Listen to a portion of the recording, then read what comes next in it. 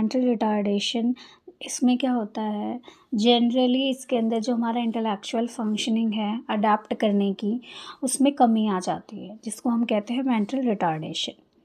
Next आता है हमारा जनरल इंटेलेक्चुअल जो फंक्शनिंग होती है, उसमें क्या होता है बेसिकली उसमें डेफिशिएंसी आ जाती है। और इसके अंदर क्या होता है, जो हमारा जनरल इंटेलेक्चुअल अडेप्टेशन फंक्शनिंग होती है, उसे हम आईक्यू टेस्ट के थ्रू मापते हैं, जो कि हर एक इंडिविजुअल का डिफरेंट होता है। सो फंक्शनिंग, अडेप्टिव फंक्शनिंग जो होती है वो रेफर्ड करती है, मतलब अडेप्टिव फंक्शनिंग का मतलब क्या होता है, एक पर्सन की ability to adapt the requirements, जो भी हमारी डेली लिविंग रिक्वायरमेंट्स है, उसकी एबिलिटी, एक पर्सन की एबिलिटी को बोलते हैं कि वो कैसे अडेप्ट करता है, ठीक है, और उसका क्या एज ग्रुप है और उसका क्या कल्चरल ग्रुप है उस पर, ठीक है। उसके बाद आता है हमारा according to the DSM 4th TR, उन्होंने क्राइटेरिया दिया था कि मेंटल रिटार्डेशन का IQ 70 से नीचे जो होगा तो उसके अंदर क्या क्या पर्सन के अंदर देखा जाएगा। सबसे पहला तो कम्युनिकेशन इम्पेयरमेंट आएगा, मतलब वो अच्छे से बात नहीं कर पाएगा, उसका जो सेल्फ केयर है वो नहीं कर पाएगा, डेली लिविंग एक्टिविटीज़ में इम्पेयरमेंट होगी, सोशल इंटरपर्सनल स्किल्स नहीं आते होंगी, और एकेडमिक स्किल्स भी पुअर होंगी, और लेज़र और सेफ्टी स्किल्स भी बहुत ज़्यादा डाउन होंगी। ये उनके लिए है जिनका 70 से बिलो आता है IQ टेस्ट।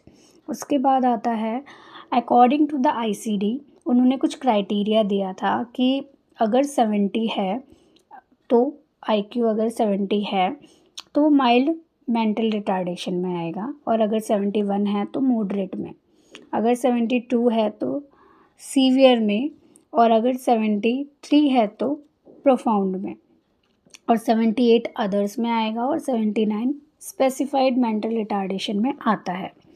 उसके बाद आता है हमारा एटियोलॉजिकल फैक्टर्स, मतलब मेंटल रिटार्डेशन होती क्यों है, इसका कारण क्या है। पहला हेरिडिटरी, 5% हेरिडिटरी की वजह से हो सकता है, जिसमें आता है हमारा मेटाबॉलिज्म अच्छे से काम नहीं कर रहा है, क्रोमोसोमल डिसेबिलिटीज़ है किसी को, या फिर सिंगल जीन एबनॉर्मलिटीज़ है, उसकी वजह से हो सकता है। उसके अलावा 30% मैटरनल इन्फेक्शंस की वजह से होता है, जैसे अगर मदर अल्कोहल कंजप्शन करती है, या फिर उसको कॉम्प्लिकेशन आया प्रेगनेंसी में, या फिर उसको रेब्यूला है।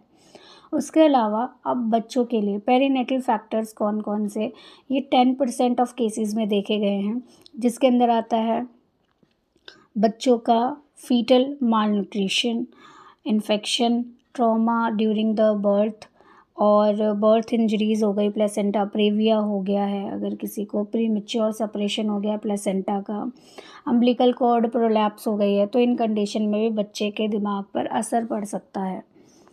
उसके अलावा आता है हमारा जनरल कंडीशन में बेसिकली 5% बच्चों के अंदर इन्फेक्शंस हो जाते हैं दिमाग में, जो कि मेंटल रिटार्डेशन को लीड करते हैं, जैसे मेनिंजाइटिस हो गया, एंसेफेलाइटिस हो गया, पॉइजनिंग हो गया, फिज़िकल ट्रॉमा हो गया, या फिर बुखार, हाइपर पायरेक्सिया हो गया।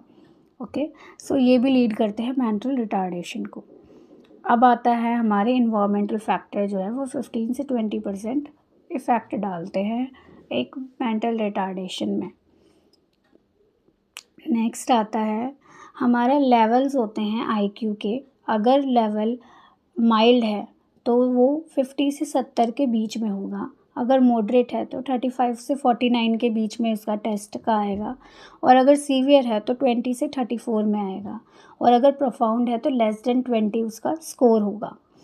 अब ऐसे में हम क्या कर सकते हैं, तो एज अ नर्स आपको इंश्योर करना है कि क्लाइंट की सेफ्टी बहुत इम्पॉर्टेंट है।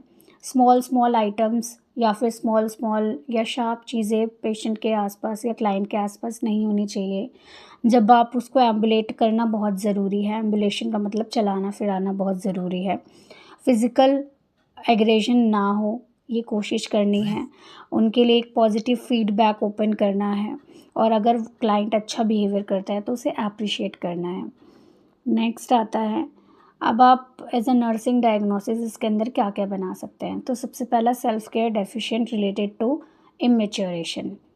उसके अलावा आप बना सकते हैं the risk of injury related to altered physical activity, ठीक है। और आप बना सकते हैं impaired verbal communication related to development. ये 3 डायग्नोसिस आप बना सकते हैं on the mental retardation. So yeah, this is all about the mental retardation topic. If you have any doubt, you can